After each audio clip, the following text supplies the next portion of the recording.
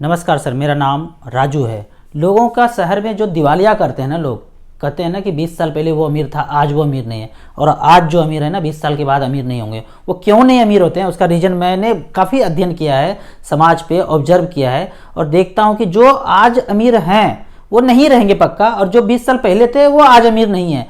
जिनका तूती बोलता था शहर में, चाहते थे तो शहर का सबसे अमीर व्यक्ति है, आज वो कहीं का ही नहीं है। घर में खाने के लाले पड़े हुए हैं, इतना प्रॉब्लम है उनके घर में। लेकिन एक जमाने में शहर के सबसे अमीर व्यक्ति होते थे, उसका क्या रीजन है कि वो व्यक्ति दिवालिया कर गया और इस स्थिति में आ गया? तो इसका रीजन ये है कि मान लेते हैं कि एक शहर में स्वीट शॉप है और उन्होंने मेहनत करके खूब पैसा कमाया और लगभग 2 करोड़ रुपया अर्जित किया। खूब दुकान अच्छा चलता है, उनका मिठाई का दुकान है, पूरे गांव समाज के आसपास के लोग वहीं से मिठाई लेके जाते हैं, और ऐसा करके मेहनत करके सिंगल आदमी मेहनत करके 2 करोड़ रुपया बना लिया। लेकिन उसके बगल में एक कपड़ा दुकान भी है और वो भी खूब अच्छा चलता है, उन्होंने भी अपनी जिंदगी में 2 करोड़ रुपया कमा लिया। लेकिन यहाँ पे दिक्कत ये हो रहा है कि जो मिठाई का दुकान चलाते हैं, जिनका टैलेंट मिठाई की दुकान में है, मिठाई बनाना, अलग अलग तरह का मिठाई बनाना, वो टेस्टी मिठाई बनते हैं, जिनका टैलेंट इस चीज में है, वो बगल वाले दुकान को देखते हैं, ये अच्छा, ये इतना ज़्यादा अमीर बन गया हमारे सामने तो दोनों हम एक साथ चले थे, ये भी इतना अमीर बन गया, चलो हम एक कपड़ा का दुकान हम भी खोल लेते हैं।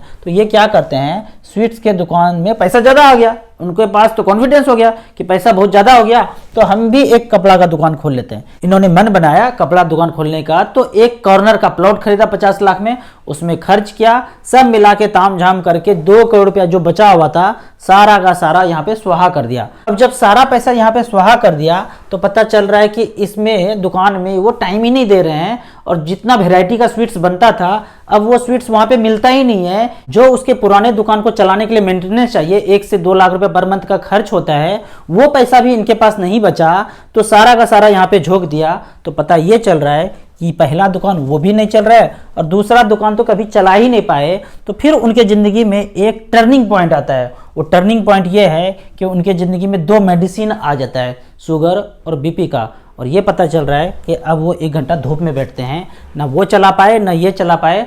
बच्चों को बोला आपको जो करना है करो, बच्चे भी नहीं चला पा रहे हैं, क्योंकि बच्चे तो शुरू से बाहर पढ़ते हैं, तो कोई कुछ चला ही नहीं पा रहे हैं। तो इस स्थिति में ये दिवालिया कर गए। जबकि मैं यहाँ पे ये बोलता हूँ कि जो व्यक्ति जिस प्रोफेशन में है वो प्रोफेशन करके पैसा एक्यूमुलेट किया, एक्यूमुलेट करने के बाद मान लीजिए 2 करोड़ रुपया एक्यूमुलेट किया, उसके बाद उस 2 करोड़ को SBI म्यूचुअल फंड में जाके पेंशन फंड में पैसा डाल दे, बैलेंस फंड में पैसा डाल दे, यहाँ 2 करोड़ रुपया रख दिया और यहाँ से 1,20,000 रुपये पर मंथ लेना शुरू किया।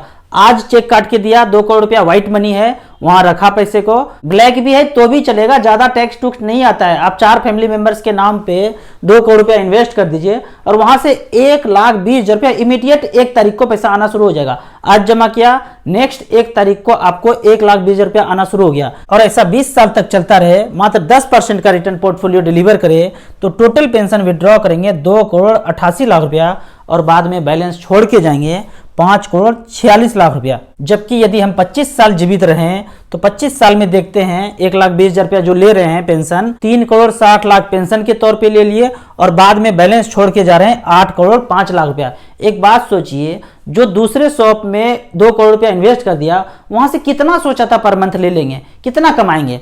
अगर कोई भी मेहनत ना करें तो 1,20,000 रुपये पर मंथ आ रहा है, क्या इतना सोचा था कि ये पैसा कमाना शुरू कर देंगे?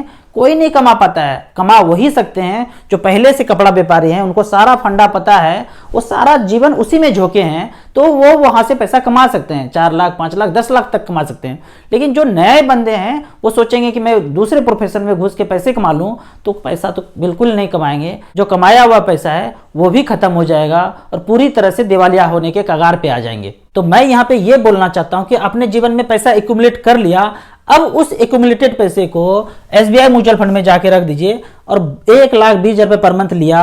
आने वाले 25 साल तक यदि हम जीवित रहें, 10% के रेट से मात्र 3 करोड़ 60 लाख रुपया विड्रॉ कर लेंगे, और बाद में जब ऊपर जाने लगेंगे तो 8 करोड़ रुपया बच जाता है। जब इतना पैसा हो ही जाएगा, इतना कैलकुलेशन आपको पता चल जाए, इतना कॉन्फिडेंस आ जाए कि बाद में हम इतना पैसा छोड़ के जाएंगे, तो बच्चों को एक विल बना के जाएंगे कि बारातियों का स्वागत हमारे जाने के बाद पान पराग से किया जाए। मतलब ऐसा विल बना सकते हैं तो बच्चे कर ही देंगे ना। जिनके जिंदगी में 8 करोड़ रुपया आ जाएगा, नॉमिनी के नाम पे 8 करोड़ रुपया आ जाए, उनको हम बोले कि 40-50 लाख रुपए हमारे स्वागत के लिए जब ऊपर जाएंगे तो खर्च कर देना, तो वो कर ही देंगे ना इतना। आपको अब भी म्यूचुअल फंड के बारे में नहीं समझ में आता है तो आप मेरे नंबर पे मुझे व्हाट्सअप कर सकते हैं। आप यदि चंडीगढ़ में रहते हैं तो आप हमसे मिल सकते हैं। मैं जीरकपुर VIP रोड पे रहता हूँ, पर्सनली आके मुझसे मिल सकते हैं। आप अपने ऑफिस में शीर्ष पे बैठे हैं, ऑफिस के बॉस हैं, तो आप हमसे फाइनेंशियल प्लानिंग का क्लास गूगल मीट पे करा सकते हैं। आपको ऑनलाइन म्यूचुअल फंड में इन्वेस्ट करना है तो लिंक में जाके आप म्यूचुअल फंड का अकाउंट ओपन करने के बाद डायरेक्टली हमसे जुड़ सकते हैं।